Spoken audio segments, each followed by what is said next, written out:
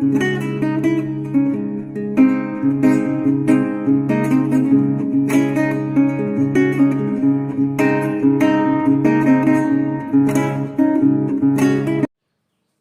साथियों, स्वागत करता हूं आपके अपने YouTube चैनल पर। हिंदी समीक्षा भाग 2 प्रस्तुत कर रहे हैं आपके सामने। पहला भाग, उसका लिंक आपको डिस्क्रिप्शन में मिल जाएगा, वो वीडियो देख लीजिए साथियों। वो वीडियो के बाद बहुत सारे साथी हमसे यह कह रहे थे कि सर दूसरा भाग कब बनाएंगे, तो लीजिए आपके सामने दूसरा भाग साथियों। आलोचना, जिसे समीक्षा भी कहते हैं, उसका काल विभाजन।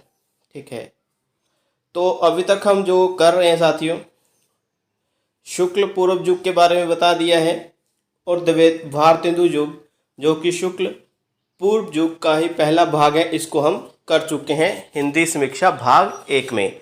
आज हम दूसरा भाग करेंगे साथियों।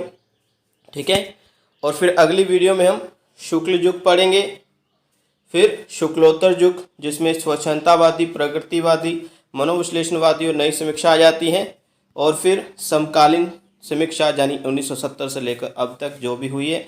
ठीक है, टाइम आप साथियों यानी समय जो है वो भी देख लीजिए। ठीक है, तो ये साथियों हिंदी समीक्षा का विभाजन है। तो दूसरा भाग मैं अभी प्रस्तुत करने जा रहा हूँ। ये वीडियो बहुत ही महत्वपूर्ण है साथियों, चाहे वो मास्टर कैडर हो हिंदी हो, चाहे लेक्चरर कैडर हो, चाहे अपना यूजीसी नेट हिंदी हो। ठीक है, सभी परीक्षाएँ जो हिंदी से संबंधित हैं और हिंदी साहित्य जिसमें पढ़ा जा रहा है, उसके लिए यह वीडियो बहुत लाभदायक सिद्ध होने वाली साथियों। ठीक है, तो दूसरा भाग हम पढ़ेंगे द्विवेदी युग के बारे में। ठीक है, और जो भाग हमने है शुक्ल पूर्व युग का जो परिचय है वो भी पढ़ लिया है, भारतेंदु युग वो भी पढ़ लिया है साथियों, समीक्षा क्या होती वो भी पढ़ लिया। अगर आपने वो हमारा वीडियो नहीं देखा तो लिंक डिस्क्रिप्शन में, पहले उसे देखिए, फिर उसके बाद ये वाला वीडियो हमारा देखिए। ठीक है, तो शुरू करते हैं साथियों द्विवेदी युग। ओके, द्विवेदी युग की शुरुआत पढ़ रहे हैं साथियों। द्विवेदी युगीन आलोचना भी पत्र पत्रिकाओं के माध्यम से विकसित हुई। इसमें सरस्वती, माधुरी, वीणा, विशाल भारत और मर्यादा आदि पत्रिकाओं की महत्वपूर्ण भूमिका रही है। आगे बढ़ते हैं। महावीर प्रसाद द्विवेदी के नाम पर ही तो द्विवेदी युग रखा गया है। ठीक है, तो द्विवेदी युग के बारे में पढ़ते हैं। महावीर प्रसाद द्विवेदी इस युग के सर्वाधिक महत्वपूर्ण आलोचक हैं। समालोचना समुच्चय नामक शीर्षक से अपनी 20 समालोचनाओं का संकलन महावीर प्रसाद द्विवेदी ने 1930 में प्रकाशित करवाया था। उन्होंने सैद्धांतिक पक्ष में इतिवृत्तात्मकता और नैतिक आदर्शवाद मान्यताओं को अत्यधिक महत्व दिया है। आचार्य रामचंद्र शुक्ल ने पहल एक आलोचक के रूप में आचार्य महावीर प्रसाद द्विवेदी का मूल्यांकन किया। ठीक है, उन्होंने सबसे पहले आलोचक के रूप में महावीर प्रसाद द्विवेदी का मूल्यांकन किया है। किन्होंने? रामचंद्र शुक्ल ने। और अगर हम महावीर प्रसाद द्विवेदी की बात करें तो इन्होंने सैद्धांतिक पक्ष की बात की है। आलोचना में इतिवृत्तात्मकता, नैतिक आदर्शवाद, ये दोनों ही जो विशेषता है, प्रवृत्तियां हैं, इतिवृत्तात्मकता और नैतिक आदर्शवाद, ये द्विवेदी युग की 2 महत्वपूर्ण प्रवृत्तियां हैं। ठीक है, तो इसके ऊपर हम पहले वीडियो बना चुके हैं, इतिवृत्तात्मक क्या होता है। ठीक है, आगे इन्हें हिंदी का प्रथम लोकवादी आचार्य माना जाता है। किनको? महावीर प्रसाद द्विवेदी की तो बात कर रहे हैं। आगे इनके बारे में और क्या लिखा गया है कि प्राचीन कवियों तथा आधुनिक साहित्य मान्यताओं को केंद्र में रखकर उन्होंने रीतिवादी कवियों को गौण सिद्ध करते हुए कालिदास, भभूति, सूर, तुलसी, भारतेंदु और मैथिली शरण गुप्त आदि की कविताओं को महत्व को प्रतिपादित किया है। यह भी लिख लीजिए। ठीक है, रीतिवादी कवियों को उन्होंने दूसरे स्थान पर रखा है, लेकिन प्राथमिकता अगर दी है, ठीक है, तो वो कालिदास, भभूति, सूरदास, तुलसी, भारतेंदु, मैथिली शरण की कविताओं को दी है। ठीक है, और महावीर प्रसाद द्विवेदी के बारे में एक और पॉइंट पढ़ लेते हैं साथियों। उनकी भाषाई आलोचनाओं ने खड़ी बोली और ब्रज के भाषाई द्वैत को समाप्त करने में महत्वपूर्ण भूमिका निभाई है। ये बहुत अच्छी बात है साथियों। ठीक है, जो भी अंतर था ब्रज और खड़ी बोली में, ज़्यादा ब्रज को बहुत ज़्यादा महत्वपूर्ण माना जाता था उस वक्त जब महावीर प्रसाद द्विवेदी थे, लेकिन उन्होंने खड़ी बोली को ज़्यादा प्राथमिकता दी। आगे महावीर प्रसाद द्विवेदी की रचनाएं जो है कुछ इस प्रकार से। न्यास धरित चर्चा, हिंदी कालिदास की समालोचना, कालिदास की निरंकुशता, आलोचनांजलि, समालोचना, समुच्चय और साहित्य लाभ। जे आलोचना संबंधी आलोचनात्मक जो सैद्धांतिक आलोचना कह नहीं सकते, व्यवहारिक और सैद्धांतिक आलोचना का मिश्रण है ये, ठीक है। तो ये उनकी रचनाएं हैं साथियों महावीर प्रसाद द्विवेदी की। आगे जो अन्य तथ्य हैं, ठीक है, इसी युग से संबंधित अन्य तथ्य, महावीर प्रसाद द्विवेदी के बारे में तो पढ़ लिया, उनकी आलोचना के बारे में जो अन्य तथ्य हैं वो भी देख लीजिए साथियों। इस युग में एक महत्वपूर्ण साहित्य इतिहास ग्रंथ भी प्रकाशित हुआ जिसे मिश्र बंधु विनोद कहते हैं, जिसमें आलोचनात्मक पक्ष अत्यंत विरल होते हुए अनुपस्थित नहीं है। आलोचनात्मक पक्ष तो उसमें है, ठीक है, विरल है उसमें, ठीक है, लेकिन अनुपस्थित नहीं है ऐसा बिल्कुल भी नहीं कह सकते हैं, ठीक है। लेकिन कह सकते हैं कि आलोचनात्मक पक्ष उसमें है लेकिन है विरल, अनुपस्थित नहीं है। आगे साथियों अन्य तथ्यों में क्या पढ़ना है कि नागरी पाचारणी पत्रिका 1897 ईस्वी के प्रकाशन से शोध एवं अनुसंधान पदक समीक्षा का विकास माना जाता है। यह भी नोट डाउन कर लीजिए, 1897 ईस्वी के प्रकाशन से, ठीक है। 97 ईस्वी में क्या आया, नागरिक प्रचारणी पत्रिका, इसके प्रकाशन से शोध एवं अनुसंधान पदक समीक्षा का विकास हुआ। अभी लोग जो पीएचडी करते हैं साथियों, ठीक है, कहाँ से एग्जाम्पल मिली हिंदी में पीएचडी आलोचना पर करने के लिए, तो वो ये था साथियों, ठीक है, शोध और अनुसंधान, इसी से ही पीएचडी हिंदी में शुरू होना हुई। ओके, आगे पढ़ते हैं साथियों कुछ सैद्धांतिक आलोचनाएं। इस युग की जो सैद्धांतिक आलोचना क्या होता है साथियों, सैद्धांतिक आलोचना के बारे में मैं पता नहीं कितनी वीडियो में बात कर चुका हूँ। सैद्धांतिक आलोचना जैसे कि रस, अलंकार, रीति, वक्रोक्ति, औचित्य, ठीक है, छंद, इसके ऊपर बात होना, ठीक है साथियों। जब काव्य के अंगों पर बात हो, ठीक है, जब नाटक के अंगों पर बात हो, वो सैद्धांतिक आलोचना होती है, सिद्धांतों पर बात होती है, छंद, अलंकार, रीति, वक्रोक्ति जो भी है, ठीक है। तो उसके जब अंगों पर बात हो तब सैद्धांतिक आलोचना। अब व्यवहारिक आलोचना क्या है, व्यवहारिक आलोचना वह होती है साथियों जब किसी पुस्तक की आलोचना की जाती है कि उस पुस्तक में क्या है, उसके पात्रों के बारे में बताया जाता है, भाषा के बारे में बताया जाता है, उसमें कौन से काव्य अंग प्रयोग हुए उसके बारे में, ठीक है साथियों। तो ये सैद्धांतिक आलोचना और व्यवहारिक आलोचना के बारे में मैंने बताया यहाँ पर। तो सैद्धांतिक आलोचना जो लिखी गई हैं, श्याम सुंदर दास की पुस्तक यहाँ पर इस काल में मिलती है, रूपक रहस्य, ठीक है, लाला भगवान दीन की व्यंग्यार्थ मंजूषा, अर्जुन दास केडिया की भारती भूषण, कन्हैयालाल पोद्दार की काव्य कल्पद्रुम, रस मंजरी, अलंकार मंजरी और अयोध्या सिंह उपाध्याय हरिओ रस कलश। ये बहुत महत्वपूर्ण है। जब भी पूछा जाए कि ये किस पुस्तक मतलब इस पुस्तक में क्या है, तो बिल्कुल सैद्धांतिक आलोचना है साथियों, ठीक है। आगे व्यवहारिक आलोचनाएं भी है इसमें। व्यवहारिक आलोचना किसी पुस्तक पर होती है, ठीक है, उसकी भाषा कैसी है, उसके भाव क्या है, कवि उसमें कहना क्या चाहता है, पात्र क्या है, ये सब आलोचना का विषय बन जाता है। व्यवहारिक आलोचना भुवनेश्वर प्रसाद मिश्र, इनकी रचना है मीरा की प्रेम साधना। आगे कृष्ण शंकर शुक्ल, इन्होंने भी लिखी है व्यवहारिक आलोचना, केशव की काव्य कला, कविवर रत्नाकर नाम से। आगे राम कृष्ण शुक्ल प्रसाद की नाट्य कला, डॉक्टर राम कुमार वर्मा की भी मिलती है पुस्तक कबीर का रहस्यवाद, व्यवहारिक आलोचना से संबंधित, ठीक है।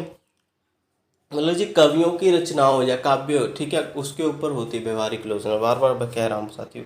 जनार्दन मिश्र विद्यावती के ऊपर लिखी गई है। रामनाथ सुमन प्रसाद की काव्य कला है। आगे गिरजा दत्त शुक्ल महाकवि हरिऔध के ऊपर लिखी गई है, ठीक है, जो उन्होंने जो आलोचना की है महाकवि हरिऔध नामक, ठीक है।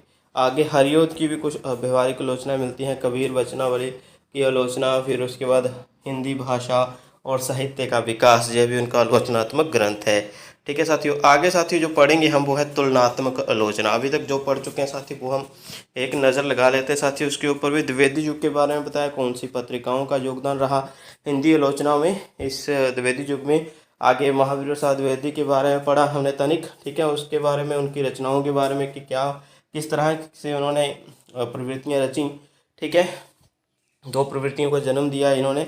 इनके सैद्धांतिक पक्ष में महावीर प्रसाद का जो सैद्धांतिक पक्ष रहा है उसमें 2 मुख्य प्रवृत्तियां रही, इतिवृत्तात्मक और नैतिक आदर्शवाद, ठीक है साथियों। और किन कवियों को उन्होंने प्रथम स्थान दिया, वो कालिदास, भभूति, सूरदास, तुलसीदास, भारतेंदु, मैथिली, ये सब बातें, और उनकी जो सैद्धांतिक आलोचना संबंधी जो कुछ पुस्तकें हैं, ठीक है, ये वाली हैं।